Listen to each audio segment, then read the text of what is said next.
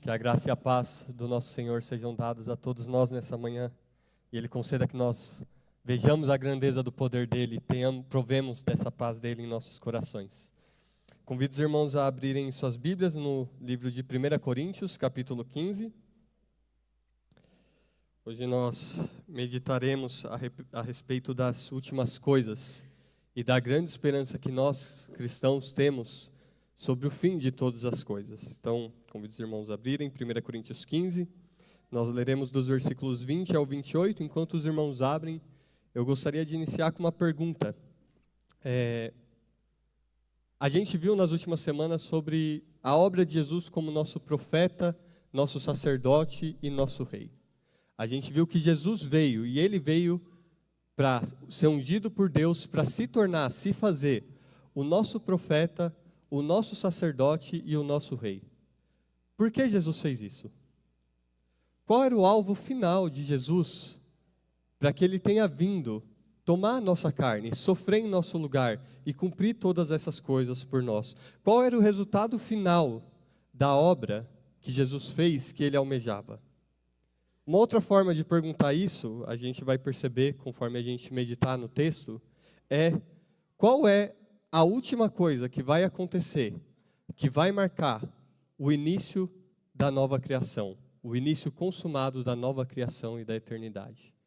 Eu imagino que a maioria de vocês, assim como eu, por muito tempo, pense nas últimas coisas sempre em termos de ressurreição, juízo final, condenação dos ímpios e nova criação. E a gente deixa de fora algo que a Bíblia fala que é a última coisa que de fato vai acontecer. E esse algo que é a última coisa que de fato vai acontecer, traz junto consigo e desvenda para a gente uma montanha monumental de grandeza da obra do Senhor Jesus. Uma profundidade teológica daquilo que a Bíblia nos ensina que molda todo o nosso entendimento da vida eterna e da nossa vida como cristãos. Tá certo? Bom agora? Boa, obrigado. E por isso a gente vai enxergar isso e meditar a respeito disso nesse texto. Os irmãos que estão há mais tempo caminhando na fé, que já têm alguma familiaridade com as suas Bíblias, ouvem de 1 Coríntios 15 e imediatamente vocês pensam em escatologia e principalmente em ressurreição. Esse é provavelmente o principal capítulo da Bíblia inteira que trata a respeito da ressurreição dos mortos e do fim de todas as coisas. E há uma razão pela qual eu quero tratar desse assunto. É uma razão pela qual eu quero que a gente reflita hoje na obra de Cristo, o propósito dela e o fim de todas as coisas. E a razão é que, quando a gente olha para a Bíblia, a gente percebe, principalmente no Novo Testamento, e inclusive a gente tem lapsos e luzes disso, relampejos dessa luz no Antigo Testamento, que a esperança da vida eterna é o que move os crentes. É a esperança não do que vai acontecer aqui no agora, não do que já aconteceu nas nossas vidas aqui agora, que move os cristãos a viverem para Deus, mas é a esperança do que vai acontecer. É a esperança do que vai acontecer depois da nossa morte, depois que nós ressuscitarmos com Cristo. Não é a esperança de o que Deus vai operar no presente, não é a esperança do que a gente vai provar no presente, apesar de tudo isso ser maravilhoso e ser uma grande motivação para nós como cristãos. Mas é a esperança da vida eterna. E a gente vai ver isso no decorrer da pregação. Só que ao mesmo tempo que isso é uma ênfase tão presente na Bíblia, eu temo que essa não seja uma realidade e uma ênfase que nós trazemos tanto nas nossas vidas, no nosso dia a dia. Eu temo que quando a gente olha para as nossas vidas, se a gente olhar para o nosso dia a dia, a gente vai perceber que a gente medita muito pouco nas últimas coisas. E quando eu falo das últimas coisas, eu não estou falando, apesar do nosso texto ter implicações a respeito das visões escatológicas sobre o milênio, eu não estou falando das diferenças entre essas visões. E eu propositalmente nessa pregação quero deixar o máximo de fora possível coisas que são particulares de uma visão ou outra. Eu estou falando daquelas coisas que fazem parte da escatologia que todos os cristãos verdadeiros vão crer. Que isso é o que move os cristãos em boa parte do Novo Testamento. E isso está muitas vezes fora da nossa mente. E uma forma de você medir isso na sua vida é quando foi a última vez que você meditou a respeito da nova criação e do que você vai ser e vai ter nessa nova criação. Quando foi a última vez que meditar sobre isso aqueceu o seu coração? Quando foi a última vez que isso foi a motivação para você pregar o Evangelho? Quando foi a última vez que isso foi a motivação para você ficar horas sem dormir? Quando foi a última vez que isso foi a motivação para você usar o seu dinheiro e abrir mão de recursos que você usaria para coisas que você gostaria para servir o seu próximo?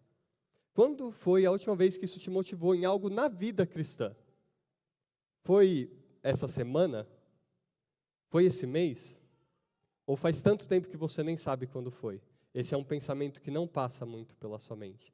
Porque se esse é um pensamento que não passa muito pela sua mente, no Novo Testamento, essa é a grande motivação para os cristãos servirem a Deus, para os cristãos serem abundantes na obra do Senhor, para os cristãos sofrerem com alegria pelo nome de Cristo.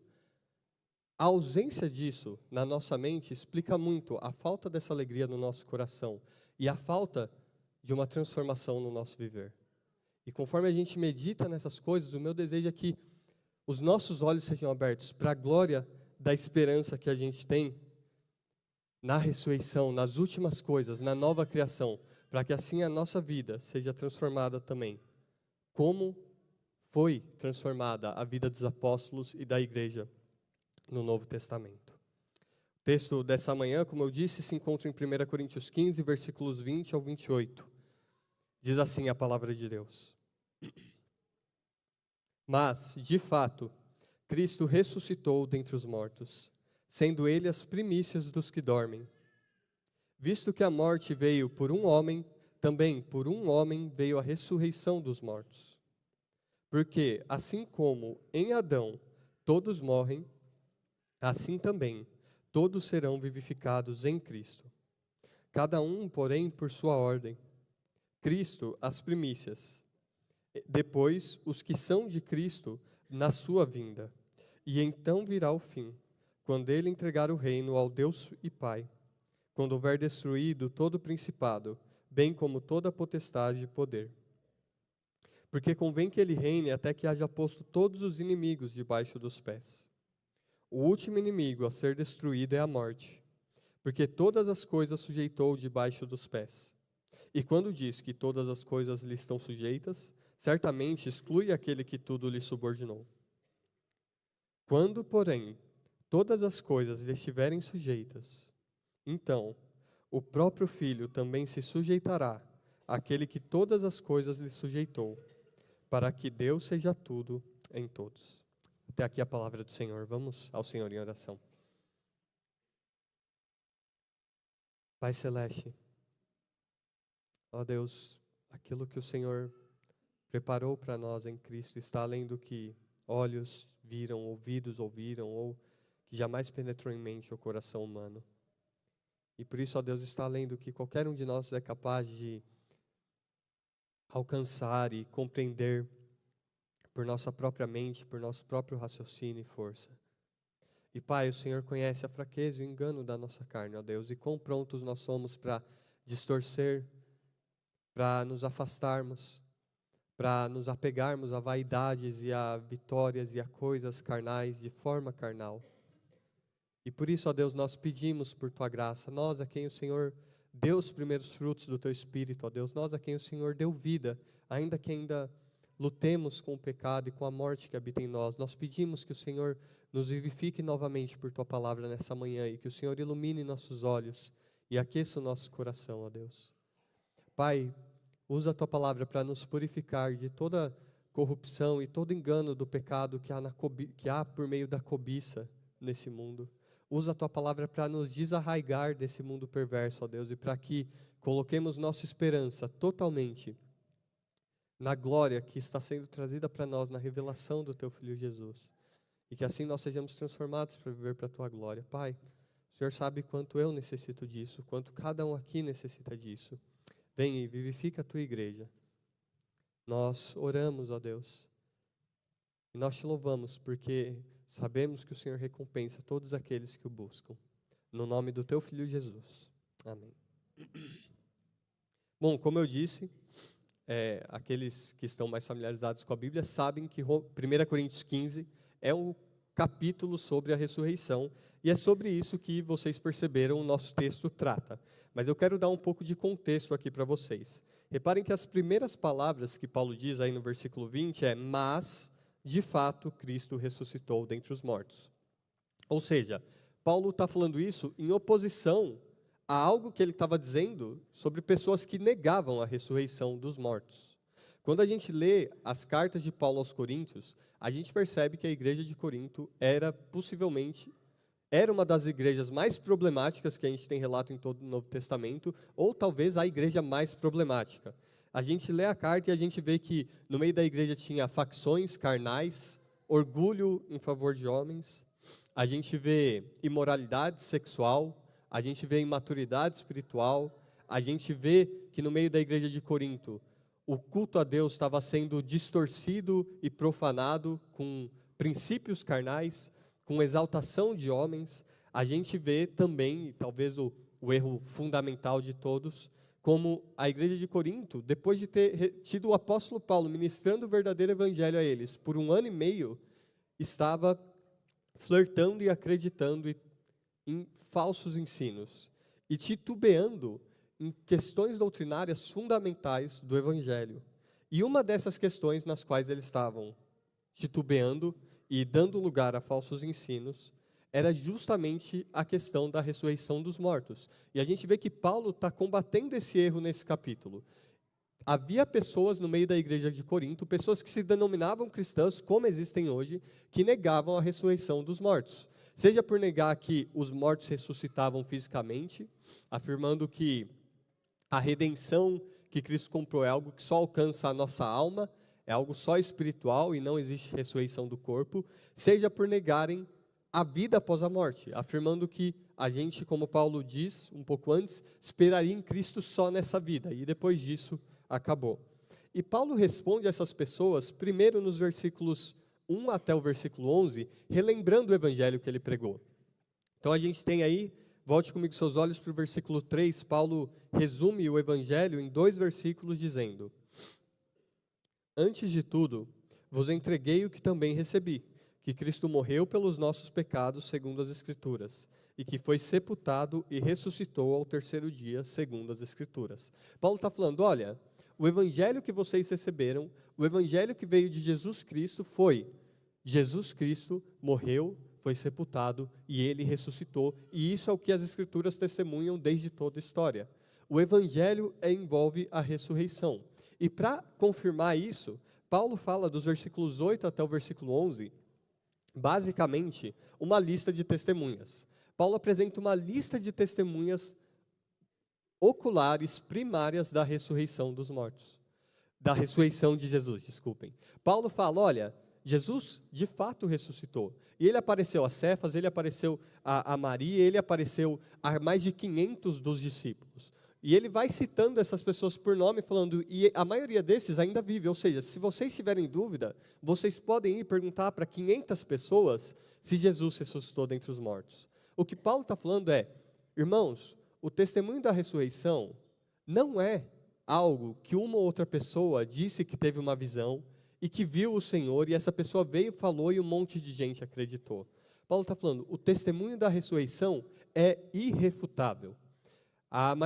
Acredito que muitos de vocês já ouviram o argumento de Lewis a respeito de Jesus ser Deus, e ele prova isso com o absurdo das outras possibilidades, que ou Jesus seria um mentiroso, ou ele seria louco, ou ele seria quem ele disse que é, Deus em carne. E eu gosto de aplicar esse mesmo argumento para os apóstolos. Existem 3 possibilidades para os apóstolos, e aqui eu falo apóstolos num sentido mais geral, mas os apóstolos e as testemunhas da ressurreição. Ou tem 2 iniciais. Eles falaram a verdade ou eles falaram a mentira. Se eles falaram a mentira, tem 2 possibilidades. Eles sabiam que estavam mentindo, ou eles mesmos acharam que era verdade e estavam enganados. Só que essas 2 possibilidades são um completo absurdo. E é isso que Paulo está mostrando aqui. A possibilidade deles estarem mentindo. Os apóstolos afirmavam que eles viram Jesus ressurreto dentre os mortos e que Jesus ressuscitou e recebeu domínio, apareceu a eles, ensinou a eles, e que ele era o Rei dos Reis, o Senhor dos Senhores, e por isso eles foram e pregaram o Evangelho a todas as nações. O que eles ganharam com isso? Estevão apedrejado, Paulo naufrágios, prisões, açoitado diversas vezes, Apóstolo depois de apóstolo, a gente pode passar pelo relato bíblico e pela história e eles não ganharam nada. Eles perderam pai, mãe, irmãos, irmãs, filhos, filhas. Eles sofreram por causa do Evangelho. O Evangelho não era bem aceito. O Evangelho não era algo bonito naquela época. Falar de um Salvador crucificado era motivo para zombaria. Era algo estúpido. Era como muitos hoje em dia veem questões, religiões vãs, religiões tolas, coisas como superstições. Falar que um Salvador crucificado, a crucificação é a maior vergonha que alguém pode passar. Jamais um Salvador seria crucificado. A possibilidade deles estarem cientes que aquilo era mentira e simplesmente falarem aquilo para ganhar algo é uma completa tolice. Não faz sentido, porque eles não ganharam nada, carnalmente falando, com isso. E Paulo cita isso diretamente mais para frente. Ele fala no versículo 32. Se como homem lutei em Éfeso com feras, que me aproveita isso? Olha, se eu fui apedrejado, por que eu fui apedrejado? O que eu estou ganhando? Vivendo de um lugar para o outro, às vezes sem ter o que comer, às vezes passando por nudez, por noites sem dormir por causa de Cristo. Então, os apóstolos estarem mentindo é uma possibilidade que é um completo absurdo quando a gente olha para o que ocorreu. Mas teria a possibilidade, a gente vê pessoas nos nossos dias que fazem loucuras porque elas acreditam de fato numa mentira. Elas acreditam que aquilo é verdade. Só que, de novo, irmãos, o que precisaria ter acontecido para isso? Os apóstolos afirmavam que eles viram o Senhor Jesus ressurreto. E a gente vê, principalmente em meios liberais, a hipótese, eles não viram o Senhor Jesus ressurreto, foi uma alucinação, ou, não, Jesus não morreu, ele estava semi-morto, mas depois ele ressurgiu. Mas o testemunho deles é que ele ressuscitou e que ele entrava em lugares sem ter porta aberta, que ele desaparecia e aparecia, que eles viram isso fisicamente. A ideia de que eles simplesmente tiveram uma alucinação poderia fazer sentido se os apóstolos estivessem em algumas igrejas modernas, com um teclado ali bem trabalhado, uma guitarra bem distorcida, uma fumaça e a luz escura, e aí todo mundo sente alguma coisa. Mas não foi isso que aconteceu. Não foi isso que uma outra pessoa teve essa sensação de que teve a presença do Senhor Jesus. O testemunho apostólico foi, nós vimos, e não fui só eu, foi mais de 500 pessoas de uma vez. Não existe alucinação coletiva de 500 pessoas de uma vez verem um homem ressurreto. E por isso a ideia de que os apóstolos estavam errados, enganados, é um completo absurdo. E é isso que Paulo está falando. Olha, nós não temos como estar enganado. Eu não estou enganado. Eu vi o Senhor Jesus. E se você não acredita em mim, tem mais de 500 pessoas que viram o Senhor Jesus e podem falar para você. E por isso que o testemunho do Evangelho foi tão forte, ali num contexto de oposição. Num contexto em que o Evangelho era absurdo, para judeus e para gentios. O Evangelho avançou. E milhares se converteram a Cristo. Por quê? Porque o testemunho da ressurreição era verdadeiro. E aqueles que viram o Senhor Jesus não estavam mentindo, não estavam enganados, estavam prontos para derramar o seu sangue por causa do testemunho da ressurreição. Então o apóstolo Paulo apresenta a solidez desse testemunho. Só que ele não para por aí. Nos versículos 12 até o versículo 19, como ele está falando da igreja, e no meio da igreja tem gente que começou a acreditar nesse falso ensino, ele mostra o absurdo que se torna a vida cristã se a gente nega a ressurreição. Vamos ler rapidamente dos versículos 12 ao 18. Ora, se é corrente pregar-se que Cristo ressuscitou dentre os mortos, como, pois, afirmam alguns dentre vós que não há ressurreição dos mortos? E se não há ressurreição dos mortos, então Cristo não ressuscitou. E se Cristo não ressuscitou, é vã a nossa pregação, e vã a vossa fé. E somos tidos por falsas testemunhas de Deus, porque temos asseverado contra Deus que ele ressuscitou a Cristo, ao qual ele não ressuscitou, se é certo que os mortos não ressuscitam. Porque, se os mortos não ressuscitam, também Cristo não ressuscitou. E se Cristo não ressuscitou, é vã a vossa fé, e ainda permaneceis nos vossos pecados. E ainda mais, os que dormiram em Cristo pereceram. Se a nossa esperança em Cristo se limita apenas a esta vida, somos os mais infelizes de todos os homens. Paulo está falando, se Jesus não ressuscitou, vamos todos para casa nessa manhã. Vai todo mundo para casa, vamos passar o dia com nossas famílias, vamos beber, vamos assistir futebol, vamos passar o dia como todos os ímpios vivem. Porque se Jesus não ressuscitou, o que a gente está fazendo aqui não faz sentido nenhum. Se Jesus não ressuscitou, tudo que a gente está fazendo aqui é uma completa tolice. E Paulo está falando, o que eu estou fazendo é uma completa tolice. Se a gente espera em Cristo simplesmente para ser boas pessoas, se a gente espera em Cristo simplesmente porque se eu estiver errado eu não vou perder nada, vamos embora. A gente é o mais miserável de todos os homens. É isso que Paulo está falando. Negar a ressurreição de Cristo envolve negar toda a vida cristã e toda a fé cristã. E aí a pergunta que surge é, por quê? Por que a ressurreição de Cristo tem tamanho peso? Por que Paulo afirma que a ressurreição de Cristo é tão importante e tem tamanhas implicações que sem ela toda a vida cristã se torna um absurdo? Essa resposta pode parecer óbvia, mas é isso que Paulo trata nos versículos 20 até o versículo 28. E isso molda a forma como a gente vive a vida cristã. As palavras restantes do versículo 20, que a gente não leu, dizem assim, vou ler desde o começo, né? Mas, de fato, Cristo ressuscitou dentre os mortos, sendo Ele as primícias dos que dormem. Essa é a afirmação de Paulo. Jesus Cristo, a ressurreição dele é tão importante porque ele é as primícias dos que dormem. A ideia de primícias é a ideia dos primeiros frutos de uma colheita. No contexto judaico, por exemplo, eles traziam esses primeiros frutos como oferta a Deus. E quando você toma os primeiros frutos, naturalmente são os primeiros, você espera que ainda venha uma colheita à frente. E o que Paulo está falando é, Jesus Cristo não ressuscitou meramente como uma ressurreição individual, porque ele não tinha pecado e ele ressuscitou. Jesus Cristo ressuscitou como os primeiros frutos. Jesus é chamado de as primícias dos que dormem. Ele dormiu, ele morreu, e ele é o primeiro que ressuscitou. E depois dele, a gente espera que venha uma grande colheita. Ele venceu a morte. Porque ele venceu a morte, isso tem desdobramentos para todos os cristãos. E, na verdade, a gente vai ver no texto, para todo o universo. Tem desdobramentos, impactos, não só individuais, mas impactos universais para toda a ordem criada. E Paulo explica por que Jesus é as primícias dos que dormem. O que isso quer dizer? Ele explica isso nos versículos 21 e 22. Vamos ler também esses versículos agora. Visto que a morte veio por um homem, também por um homem veio a ressurreição dos mortos. Porque, assim como em Adão todos morrem, assim também todos serão vivificados em Cristo.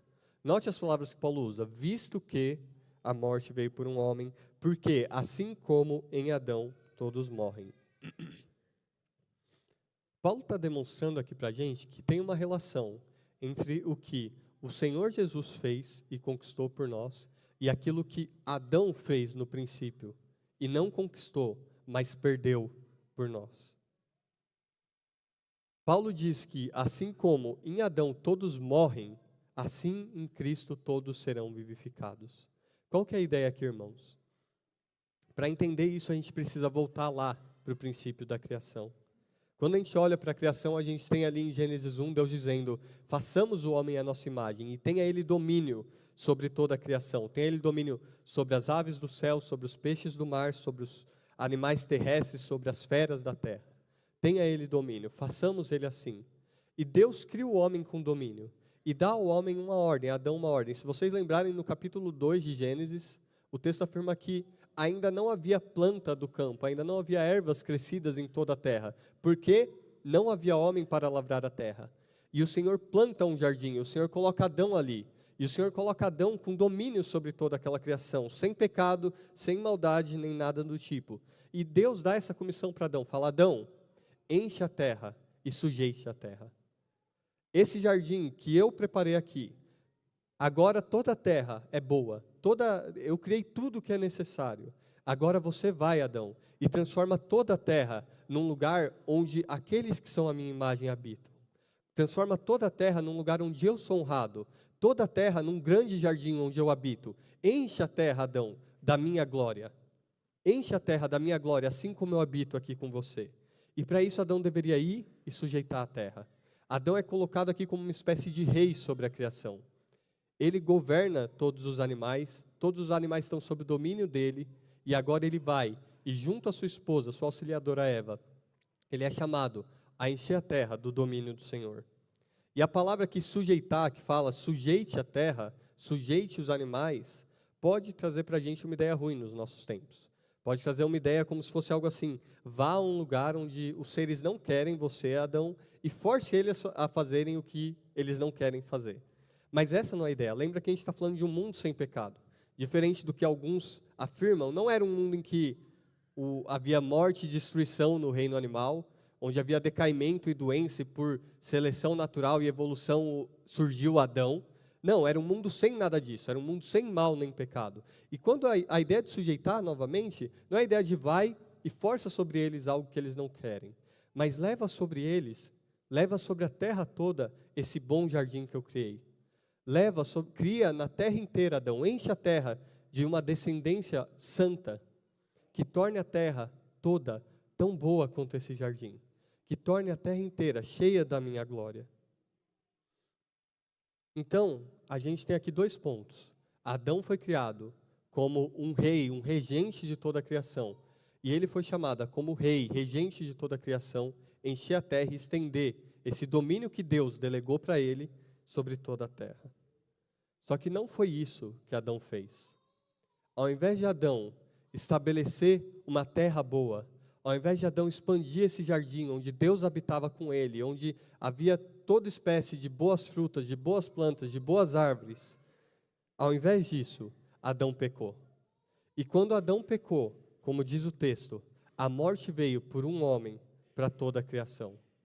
A morte veio a todos os homens, assim como em Adão todos morrem. O que isso quer dizer é que depois que Adão pecou, como Adão era o rei de toda a terra, Adão pecou e trouxe corrupção sobre o seu reino. Adão pecou e trouxe a morte sobre o seu reino. E quando Adão caiu, todo o seu reino foi com ele. E nós somos filhos de Adão. Nós somos descendentes desse que pecou. E por isso nós somos também pecadores. E por isso a morte vem também a nós. Todos nós amamos o pecado. E nós nascemos amando o pecado. Nós não somos forçados a pecar, mas nós nascemos assim porque o pecado e a morte dominam sobre nós, e a morte atingiu a todos nós. Essa é a condição da criação. Por isso, notem que o texto fala, porque assim como em Adão todos morrem. Não é todos morreram, não é o que aconteceu no passado, não é todos morrerão, algo que vai acontecer no futuro, é todos morrem. Isso não é simplesmente, irmãos, uma elaboração teológica. Isso não é algo importante para a sua teologia sistemática. Isso é a sua vida. Isso é o grande problema das pessoas ao nosso redor, do mundo ao nosso redor. Isso é o que traz toda espécie de sofrimento, toda luta, toda dificuldade que você tem na sua vida, você pode reduzir a isso. Você é um filho de Adão, você é pecador. E por isso, isso é tão importante, isso é crucial.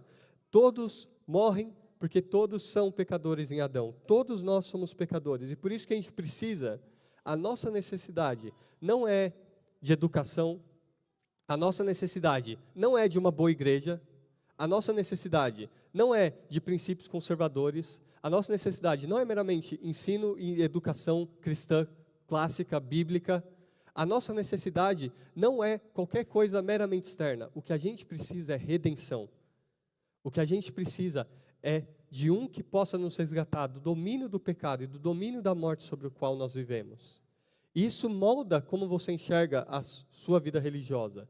Porque talvez você esteja aqui e você pensa que o que você precisa é de religião. O que você precisa é vir na igreja. O que você precisa é fazer orações. O que você precisa é de alguém que seja bom e possa te passar o que fazer para você perdoar seus pecados. Talvez você venha aqui e você pense que o que você precisa é repetir uma oração e aceitar Jesus. Que o que você precisa é entender bem e ter muita disciplina, porque aí você vai conseguir mudar a sua vida e vai conseguir cumprir a lei. Mas nada disso pode te libertar do domínio do pecado. A morte segue tendo domínio sobre você e você sente isso na sua pele. Você sente isso nas pessoas ao seu redor. Você sente isso nos seus familiares. Todos morrem. E nada que você faça pode mudar você, porque em Adão todos morrem e o que nós precisamos é de redenção. E a única forma de trazer redenção é que um homem traga essa redenção. Lembra, o domínio da terra foi colocado por Deus ao homem. Nós lemos hoje no Salmo 8. Que é o homem que dele te lembres? Quando olho para os céus, obra dos teus dedos, e a lua, as estrelas que criaste, que é o homem que dele te lembres? Contudo, por um pouco o fizeste menor que os anjos, todas as coisas colocaste debaixo dos seus pés. E isso é ensinado para a gente no versículo 21. Visto que a morte veio por um homem, também por um homem veio a ressurreição dos mortos. O texto, literalmente, é ainda mais enfático. Diz assim: assim como por homem morte, assim também por homem ressurreição dos mortos. Não tem nem o um aí, é por homem morte, por homem ressurreição dos mortos. O ponto aqui é, a um homem foi dado domínio sobre todas as coisas, e ele falhou. O melhor de nós que já existiu, falhou e pecou, e por isso todos nós pecamos. E um homem precisa agora reparar isso, só um homem pode reparar. Há 3 semanas nós ouvimos a pregação em Apocalipse 5, e algo me chamou a atenção naquele texto. Se os irmãos lembrarem, o pastor Guilherme pregou, e um grande anjo, o apóstolo João tem a visão de um grande anjo, e ele tem uma visão de Deus no trono com um livro em sua mão, e esse livro tem ali o plano e o propósito de Deus para a história, só que esse livro está selado, ele não está sendo cumprido. E esse grande anjo clama: quem é digno de abrir o livro e desatar seus selos? Quem é digno de trazer cumprimento ao propósito e à vontade de Deus para a história? E a resposta é: ninguém é achado, a não ser o Senhor Jesus. Mas tem algo estranho aí, se você parar para pensar e não tiver em mente isso que a gente leu. Quem estava nos céus, irmãos? O Pai estava nos céus. O Espírito estava nos céus. Milhares de anjos, miríades de anjos, grandiosos, sem pecado algum, estavam nos céus. Por que eles não eram dignos? O ponto não é que eles não eram dignos, porque eles tinham qualquer coisa má em si e não podiam fazer. A gente está falando de Deus, perfeito, digno em todas as coisas. O ponto é que para cumprir os propósitos de Deus, para a história, era um homem que precisava ser digno, e nenhum foi achado. Nenhum foi achado digno, até que o Senhor Jesus se fez homem. Até que Ele veio, e Ele veio como para ser esse um homem que traz a ressurreição dos mortos. Ele veio para restaurar o domínio e a criação que Adão perdeu e destruiu. Ele veio para resgatar aqueles que estavam sob o domínio do pecado. Ele veio como homem, e Ele, pela obra dele, é digno de trazer cumprimento àquilo que Adão não foi fiel em trazer. E isso fica ainda mais claro quando a gente percebe que no versículo 27, falando de Jesus, o apóstolo Paulo cita justamente o Salmo 8 que nós vimos nessa manhã. Notem aí, versículo 27, porque todas as coisas sujeitou debaixo dos pés. Lembrem do Salmo 8, irmãos. O ponto ali, qual o ponto do Salmo 8? Tem algo nele que é peculiar. O Salmo 8 fala sobre a majestade de Deus na fraqueza. Não é só sobre a majestade de Deus, é sobre a majestade de Deus na fraqueza. Ele começa: Senhor, quão majestoso é o teu nome em toda a terra. E ele fala que da boca de pequeninos, Deus suscitou força para envergonhar o seu inimigo. Como que Deus envergonha os seus inimigos? Que, como a gente ouviu semana passada, se levantam e conspiram contra Deus e o seu ungido. Deus derrota os seus inimigos e humilha os seus inimigos usando bebês para derrotá-los. E em seguida, ele fala da majestade de Deus na fraqueza do homem. Quando eu contemplo o céu, obra de tuas mãos, a lua e as estrelas que o Senhor criou, o que é o homem que o Senhor dele se lembre? O Senhor fez ele, mas ainda assim, sendo ele pó, o Senhor fez ele por um pouco menor do que os anjos e o coroou de glória e honra. E deu domínio a ele sobre toda a sua criação. Por que não a um anjo? Por que não um Senhor diretamente? Porque é um homem. Olha o tamanho dele, olha o tamanho da lua, olha o tamanho dos montes. Que é o homem que o Senhor se lembre dele? Mas Deus manifesta a majestade dele na fragilidade de crianças, na fragilidade do homem. Só que pensa comigo do contexto do salmista. O salmista não tinha como falar no contexto dele: olha, todas as coisas estão sujeitas a nós homens. Desde que Adão pecou, a gente não vê todas as coisas sujeitas na criação. Pelo contrário, a criação resiste ao homem. A criação luta contra o homem. A criação não dá o seu fruto, ela dá espinhos e ervas daninhas. A gente olha para os animais e a gente não vê mais o homem sujeitando os animais.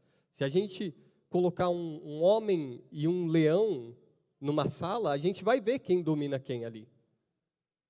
A criação não é marcada mais pelo domínio do homem, mas existe corrupção, existe desordem, existe violência, existe fraqueza no homem e perda de domínio. E a gente poderia pensar, então, quando a gente olha para isso, a gente é dirigido a olhar para Adão. É marcante que o Salmo 8 fala que Deus deu domínio ao homem sobre os seres, e ele fala exatamente na ordem inversa que a gente vê em Gênesis 1. Aquele texto leva a gente a pensar em Gênesis 1, que quando Deus criou o homem, Deus deu ao homem domínio. Mas o domínio que Adão tinha não estava sobre toda a terra, e Adão perdeu esse domínio. Então a gente olha para Adão e a gente não vê mais esse salmo nele. E isso leva a gente a ver que esse salmo se referia a um que viria e teria o domínio, a um que derrotaria os seus inimigos pela boca de crianças, que é o que Jesus fez quando o louvor foi trazido a ele de crianças, enquanto os grandes da sua época o rejeitavam. E a gente vê assim, que esse que sujeita todas as coisas, que recupera o domínio perdido de Adão, debaixo de quem Deus colocou todas as coisas, é o Senhor Jesus. O Senhor Jesus vem e ele recupera aquele domínio que Adão perdeu. O Senhor Jesus vem e ele derrota a morte. A morte entrou no mundo pelo pecado.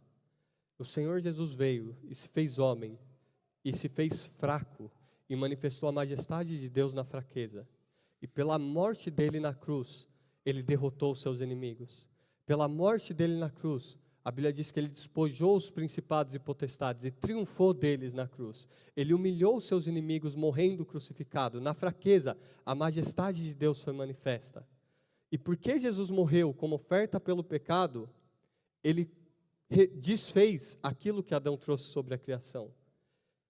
O fruto do pecado foi a morte. Qual o primeiro fruto de Jesus? Ter tirado o pecado do mundo, ter vencido o pecado, a sua ressurreição. Por isso Jesus é as primícias do que dormem. A ressurreição de Jesus não é meramente algo que aconteceu com ele só porque ele foi justo individualmente. A ressurreição de Jesus é a primeira manifestação de que o domínio do pecado do mundo e o domínio da morte foi rompido. A ressurreição de Jesus é a manifestação de que Jesus é poderoso para restaurar e para transformar e para consumar essa criação e fazer aquilo que Adão falhou em fazer. Quando a gente olha para a Bíblia, a gente percebe que, de fato, o Novo Testamento fala da morte como algo que reina. Paulo fala aos Romanos, por exemplo, que a morte reinava pelo pecado. Essa é a linguagem bíblica. Mas agora, Jesus veio e ele derrotou a morte. Ele derrotou o pecado. E é como se o pecado fosse o grande general que domina, e ele domina pela morte. A morte vem e, como enviada do pecado, ela é a manifestação de que o pecado reina. E assim como quando Golias amedrontava todo o povo de Israel, o povo nem se preocupava com os outros inimigos, Golias parava todo mundo. Mas quando Davi vem e Davi derrota Golias, o povo vai e o povo agora pode conquistar todo aquele povo. O inimigo foi derrotado. O restante que estava ali era só presa, mas o inimigo já estava derrotado no momento que Davi derrotou Golias. O nosso herói é o Senhor Jesus, e ele vem e ele derrota o pecado, e depois que ele derrota o pecado, a morte é derrotada, o domínio da morte vai embora. E isso traz frutos para toda a história, e traz frutos para a nossa vida de forma individual, e traz frutos para todo o universo.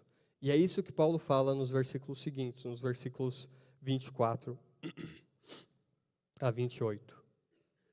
Ele diz, vou ler do 22 ao 24 para a gente recuperar o contexto. Porque assim como em Adão todos morrem, assim também todos serão vivificados em Cristo. E aí ele começa a falar dos frutos. Cada um, porém, por sua própria ordem. Cristo as primícias, depois os que são de Cristo na sua vinda. E então virá o fim, quando ele entregar o reino ao Deus e Pai, quando houver destruído todo o principado, bem como toda a potestade e poder. Note que há 3 eventos aqui, que são frutos da obra de Cristo. São 4 eventos. O primeiro fruto é a sua ressurreição, que manifesta que ele pagou pelo pecado, expiou o pecado do mundo e venceu a morte. E há 3 frutos a mais que o texto fala. O primeiro, e aqui eu vou seguir a ordem histórica deles, não a ordem que o texto coloca, porque o texto vai e volta neles. O primeiro fruto, depois da ressurreição de Cristo, é a ressurreição individual de cada cristão. a renovação individual que nós vamos provar. O segundo fruto é a renovação de toda a criação, que envolve, como a gente lê, a destruição de todo o principado, todo o poder e potestade, todos os inimigos de Deus. E o terceiro fruto, que muitas vezes fica de fora da nossa escatologia, é que Deus vai entregar o reino ao Pai. E o que são esses três frutos? E conforme a gente observa cada um deles, a gente percebe algo muito importante, que tem três frutos a mais da obra do Senhor Jesus, e esses três frutos têm tanto um cumprimento presente, quanto um cumprimento futuro, escatológico. Tem uma realidade presente do que Jesus fez, que já se manifesta nas nossas vidas, mas tem uma realidade que não se manifesta. Lembrem que essa realidade é o foco aqui desse contexto, e é o foco do que a gente está meditando. Primeiro fruto, a restauração individual de cada um de nós. Como a gente viu, como em Adão todos morrem, assim em Cristo todos serão vivificados, todos serão ressuscitados. A obra do Senhor produz ressurreição em nós, mas notem que essa é uma esperança futura. Como ele diz ali, a gente leu, primeiro Cristo, as primícias, depois os que são de Cristo na sua vinda.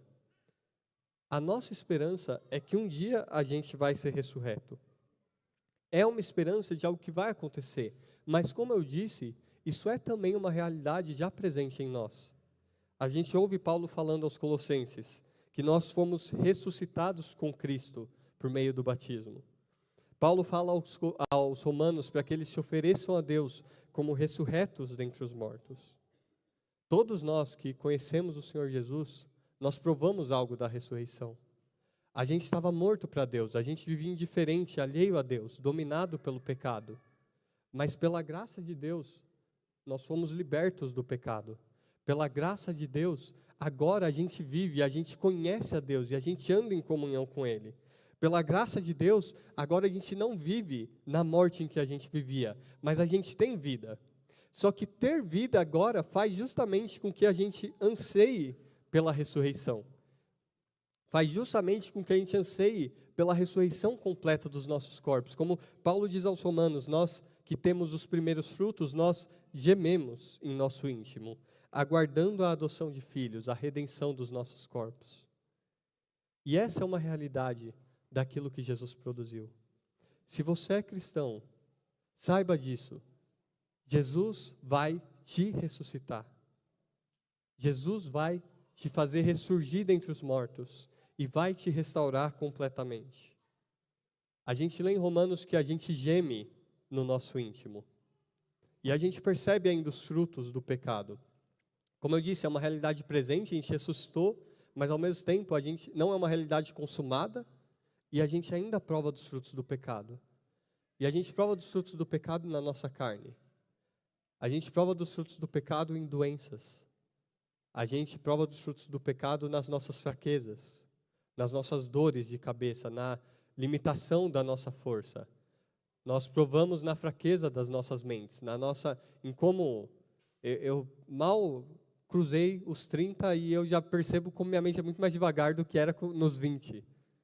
E aqueles que são mais velhos sentem isso de forma ainda mais latente.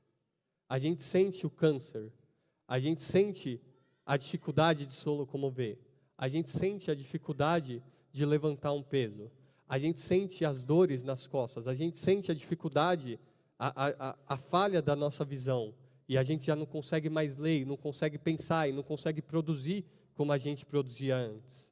A gente prova a morte dos nossos corpos, nos nossos corpos. A gente prova no nosso corpo o mais amargo de tudo, que é a corrupção do pecado. E a gente prova na nossa carne, irmãos, a corrupção do pecado.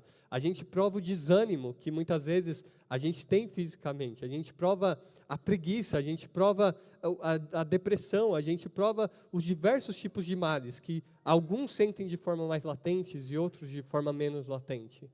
A gente prova a corrupção. E quando a gente considera isso, é maravilhoso quando a gente pensa que Jesus foi o primeiro fruto, mas a nossa colheita está vindo aí. E um dia a gente vai ressuscitar. E esse corpo de humilhação, como Paulo diz, vai ser transformado para ser semelhante ao corpo da glória dele. Você já não vai ter mais dificuldade de refletir e meditar na grandeza de Deus. Você já não vai ter mais a dificuldade de produzir algo para o Senhor. Você já não vai ter mais o cansaço e a fadiga depois de ter trabalhado um dia na obra do Senhor, depois de ter trabalhado um dia duro no seu trabalho. Você já não vai provar mais a corrupção do pecado agindo em você, te suscitando a ira, te suscitando a maldade, te suscitando a impaciência, te tentando de todas as formas. Você já não vai mais provar nada disso, mas você vai ser transformado para ter um corpo semelhante ao corpo da glória dele, livre de todo pensamento imundo, livre de toda dor, livre de toda corrupção, de toda fraqueza, de toda decadência. Você vai ser transformado assim. O mais fraco, olha para o seu corpo, irmão, e olha para aquelas coisas que te humilham, para o corpo da sua humilhação. Olha você que olha para si e você vê somatizações de coisas que você sofreu e você não consegue lidar com isso. Um dia você vai lidar com tudo isso. Um dia Cristo vai lidar com tudo isso para você e você vai ser livre de todas essas coisas. Os mortos que morreram em Cristo vão ressuscitar e o amargor da morte vai ser destruído. E nesse dia vai ser dito para a morte: ó morte, onde está a tua vitória? Onde está seu aguilhão? A morte vai ser tragada pela vitória, como diz o texto seguinte. É isso que aguarda a gente. Essa é a nossa esperança individual. Só que a ressurreição de Cristo traz não apenas restauração individual, mas também a restauração universal para toda a criação. E isso, de novo, é manifesto de forma presente, de forma gradual e de forma futura. Por um lado, a gente vê o texto dizendo que todas as coisas lhe sujeitou debaixo dos pés. Jesus já reina sobre todo o universo. Todo o universo foi colocado sob o domínio dele, como ele disse quando ele ressuscitou. Toda autoridade me foi dada nos céus e na terra. Não tem país, não tem governo, não tem presidente, não tem ditador que tem autoridade para falar: o reino de Cristo não avança aqui. O reino de Cristo avança em todo lugar. E Deus ri desses ditadores, porque pela majestade e na fraqueza a igreja avança. E a igreja humilha os ditadores, porque debaixo do nariz deles o reino tem avançado. E com toda a força deles, eles são humilhados. A igreja não avança usando a força da espada. A igreja não avança dominando as estruturas desse mundo, os governos e as culturas, estabelecendo o reino através desse mundo. A igreja avança e ela pode sim transformar todas essas coisas, mas a igreja avança pela fraqueza da pregação do evangelho, pela loucura da pregação. Deus avança o seu reino, Deus humilha os seus inimigos, falando assim: eu vou derrotá-los e eu vou derrotá-los com o instrumento mais estapafúrdio, o instrumento mais inusitado que eu poderia, vocês aqui. É assim que Deus derrota os seus inimigos. Deus não escolheu você porque você ia ser uma grande ajuda para o reino dele. Deus escolheu você porque você não ia ser ajuda nenhuma, e assim a glória dele é manifesta. Assim ele é exaltado, e ele usa as coisas loucas para confundir as sábias. A sua influência carnal, o seu poder carnal, influenciou em zero para Deus te escolher. Deus te escolheu porque, apesar de você ser fraco, Ele usa você para manifestar o poder e a glória dEle. Isso é um consolo para nós que muitas vezes achamos que nós não temos como contribuir para o reino, porque a gente não consegue organizar a mente o suficiente, porque a gente já não tem força e idade o suficiente, porque agora a gente já não consegue se locomover o suficiente. Meu irmão, pela sua fraqueza, Deus pode manifestar a força dEle e trazer salvação. Então tenha bom ânimo para a obra do Senhor, tenha bom ânimo, porque Jesus tem todo o domínio, e é isso que importa, é isso que muda todas as coisas.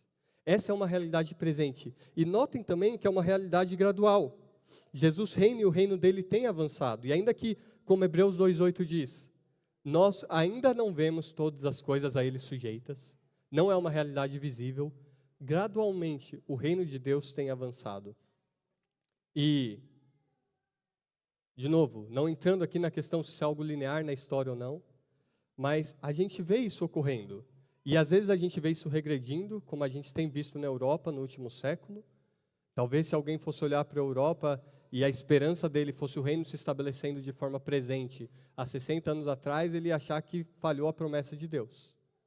Mas, ainda assim, a gente vê que há 2000 anos atrás, na Europa, as pessoas estavam comendo o fígado umas das outras, comendo seus filhos, jogando eles no fogo, se pintando de azul e correndo por aí sem roupa. A gente vê as pessoas entregues a toda forma de tolice. E isso já não é mais como era antes, porque o reino de Deus avançou. E mesmo com a rejeição que a gente vê do reino de Deus nos nossos tempos, o reino do pecado, o reino desse mundo, já regrediu muito mais do que estava 2000 anos atrás. O reino de Deus transformou não só Israel, mas agora ele se expande para todas as nações e transforma as nações. E essa é também uma realidade futura. Porque ao mesmo tempo que a gente se alegra com a realidade do reino presente de Deus, a gente geme, ansiando a realidade futura.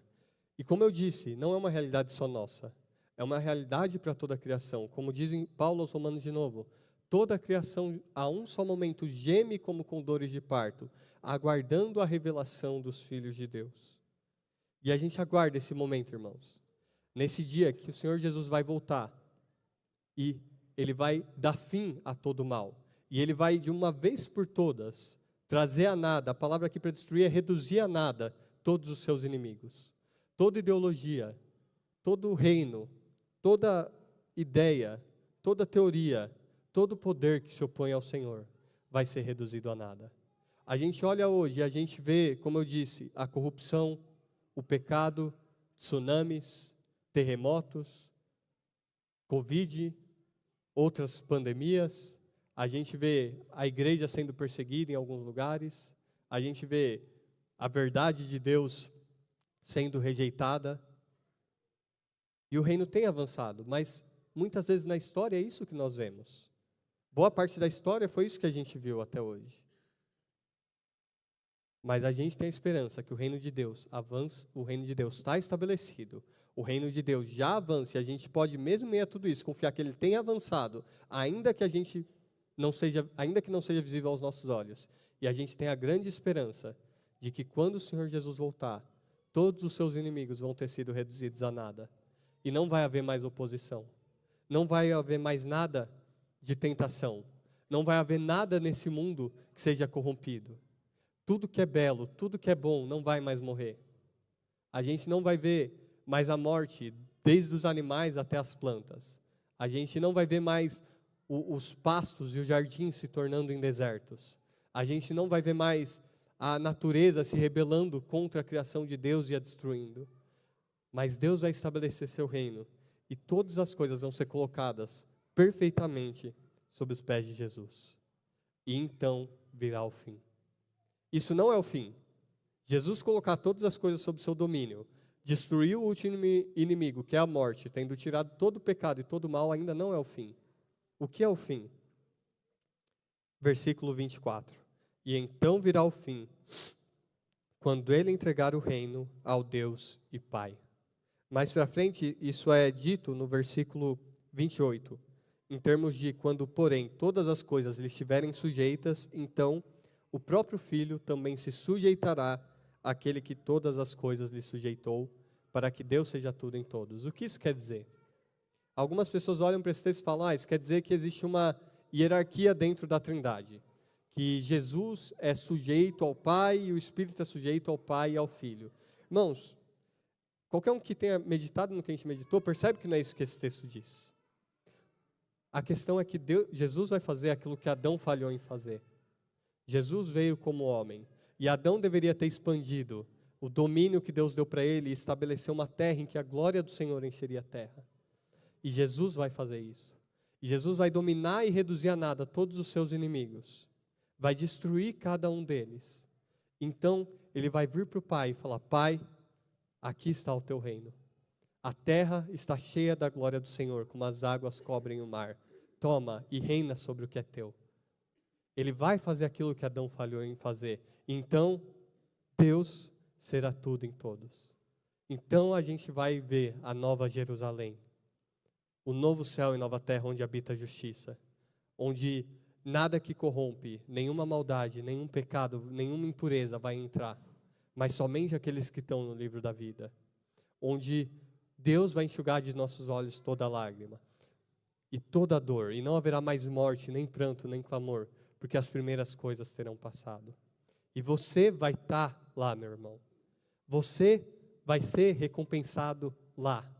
Ainda que você não prove nenhuma recompensa aqui, ainda que você passe a sua vida miserável, ainda que você como cristão seja aos olhos do mundo uma vergonha para qualquer pessoa, lá você vai ser exaltado. E essa é uma esperança que Jesus ensinou a gente a ter, que aqueles que são humilhados, aqueles que se humilham serão exaltados. Lá a gente vai ouvir do Senhor: entra no gozo do teu Senhor, servo bom e fiel. Ainda que nesse mundo a gente não ouça isso de ninguém, lá está a nossa recompensa. Essa é a nossa esperança, irmãos. Bem brevemente, porque Samuel já está desesperado com o horário, brincadeiras à parte. Bem brevemente, eu queria apenas passar por algumas aplicações disso, porque, irmãos, eu vou ter que passar muito brevemente. Marquem esses textos e vão para casa essa semana e meditem neles. Meditem neles. Sua vida é moldada por isso. Essas verdades estavam na sua mente ontem. Elas estavam na sua mente terça-feira, quando você estava estressado no trabalho, quando você estava frustrado com o seu trabalho. Essas realidades estavam na sua mente quarta-noite, quando você estava irritado com a sua esposa. Essas realidades estavam na sua mente, porque se elas estivessem, isso moldaria a sua vida. Isso molda a nossa vida de diversas formas. De novo, bem brevemente. Primeiro, isso molda o que significa ser salvo pela graça. Quando a gente entende que a gente sofre sob o domínio do pecado desde Adão, e que a gente é incapaz de mudar isso, isso faz a gente entender o que é graça. Que graça não é que Deus faz alguma coisa por mim se eu fizer algo para Ele. Que graça não é que Deus faz alguma coisa por mim se eu tiver boa vontade, vir na igreja, fizer minhas orações. Mas que graça quer dizer que, apesar de nós estarmos totalmente sob o domínio do pecado e destinados à morte e à condenação, Jesus Cristo veio e Ele rompeu o domínio do pecado. E porque Ele fez isso, Ele é poderoso para te trazer salvação. Para trazer salvação a qualquer pessoa nesse mundo que for a Ele. Se você está aqui e você tem dúvida, saiba disso, Jesus é poderoso para te salvar. Ele é poderoso porque Ele veio e Ele fez aquilo que Adão falhou em fazer. E Ele é o Rei sobre toda a criação. E o Rei que não pecou, mas deu fim ao pecado e tirou o pecado do mundo. E Ele é poderoso para nos salvar. É isso que significa graça. Graça é nós sermos salvos unicamente por causa daquilo que Jesus fez. Porque Ele morreu e porque Ele ressuscitou. E por isso a gente tem uma viva esperança. Isso nos torna livres do apego a esse mundo. Paulo fala aos Filipenses sobre os não cristãos. O destino, Filipenses 3, 19 a 4, versículo 1. O destino deles é a perdição. O Deus dele é o ventre e a glória deles está na sua infâmia, visto que só se preocupam com as coisas terrenas. Se você não tem essa esperança, você vai se preocupar com as coisas terrenas. O que vai encher a sua mente, o que vai encher o seu coração são as coisas da terra, porque é aqui que está o seu tesouro. Você não tem a esperança da vida eterna na sua mente, por isso você se preocupa com status, você se preocupa com fama, você se preocupa com aparência, e por isso que a sua aparência é um testemunho de onde está seu coração. Uma pessoa sensual dá testemunho que a esperança dela está nesse mundo. Uma pessoa que se veste para chamar a atenção dá testemunho que a esperança dela está nesse mundo. Mas se a sua esperança está no mundo por vir, você é modesto, você é modesta. Você não se veste pensando em ostentar, você não compra pensando em ostentar, você não tem carro, você não tem casa, você não tem família, porque você está preocupado com as coisas terrenas. Você não vem para a igreja para ter um bom lugar para sua família, para sua esposa, para seus filhos, para achar uma esposa. Você não vem para a igreja para achar um esposo. Você vem para a igreja porque está preocupado com as coisas eternas e você anseia por esse reino. E cada domingo na igreja você prova da doçura desse reino. Você prova da doçura de ter Cristo como Rei e a comunhão com o Pai restaurada. E você vem por isso. E você se preocupa com as coisas eternas. E é isso que Paulo fala. Eles só se preocupam com as coisas terrenas. Mas, versículo 20, a nossa pátria está nos céus, de onde também aguardamos o Salvador, o Senhor Jesus Cristo, o qual transformará o nosso corpo de humilhação para ser igual ao corpo da sua glória. A esperança da vida eterna purifica a gente do apego às coisas vãs e tolas e fúteis desse mundo. E mesmo as coisas boas desse mundo, que enganam a gente, que fazem a gente se arraigar a ele. A esperança da vida eterna, do reino eterno, faz a gente livre para sofrer por causa de Cristo. Paulo, o autor de Hebreus, fala aos Hebreus. Hebreus 13, 13 a 15. Saiamos, pois, a ele fora do arraial, levando o seu vitupério, a sua ofensa, a sua vergonha. Na verdade, não temos aqui cidade permanente, mas buscamos a que há de vir. Por meio de Jesus, pois, ofereçamos a Deus sempre sacrifício de louvor, que é o fruto de lábios que confessam o seu nome. Saiamos a Ele, suportando a sua vergonha. Se a sua esperança está nesse mundo, você vai começar a ser pragmático. Você vai começar a decidir o que você faz ou não faz no seu trabalho, o que você faz ou não faz na igreja, a gente pode fazer isso, de forma pragmática. Pensando, não, se eu fizer isso vai causar muito transtorno, se eu fizer isso eu vou ter problema, e aí as pessoas vão ficar irritadas comigo, e vai causar confusão, e vai ter trabalho. Você não vai suportar o vitupério de Cristo. Mas se a sua esperança está na vida eterna, você suporta o vitupério dele. Você percebe que você não tem aqui cidade permanente. E se para ser fiel a ele tudo der errado, que dê errado, porque a sua recompensa não está nesse mundo. A gente tem uma noção tão errada do que é o avanço do reino de Deus e do que é a nossa recompensa, irmãos. A nossa recompensa não é medida pelo tamanho da nossa igreja.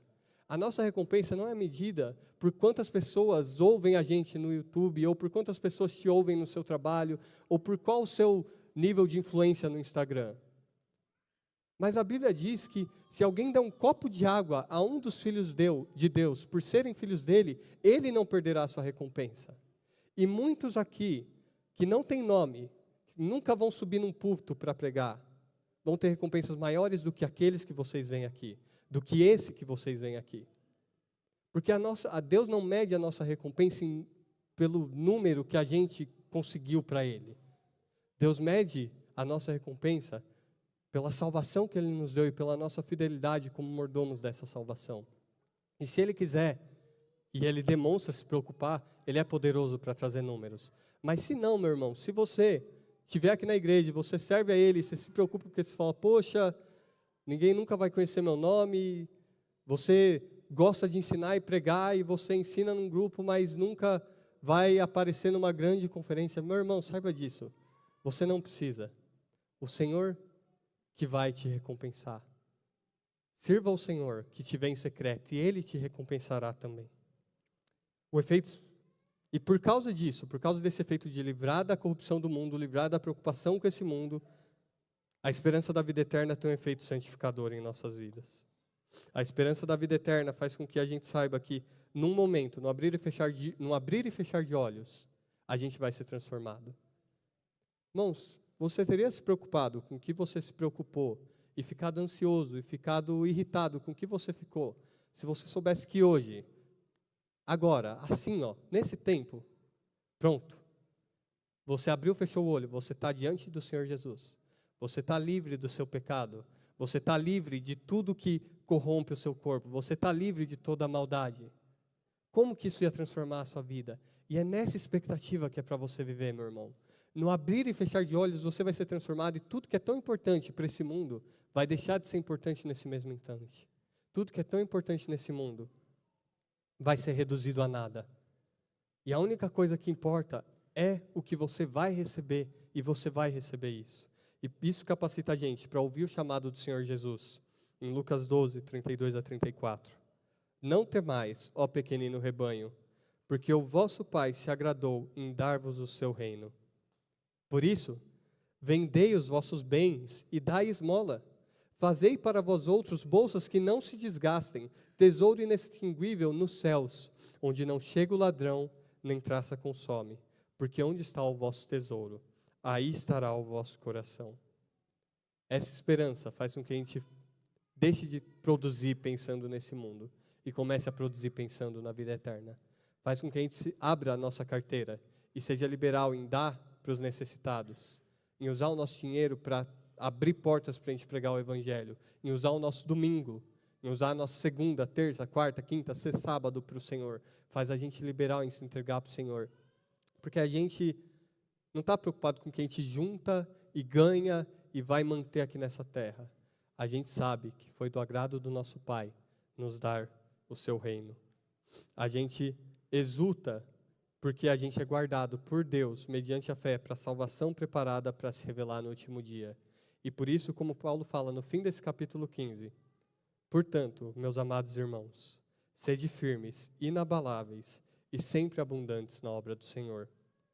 Porque no Senhor o vosso trabalho não é vão.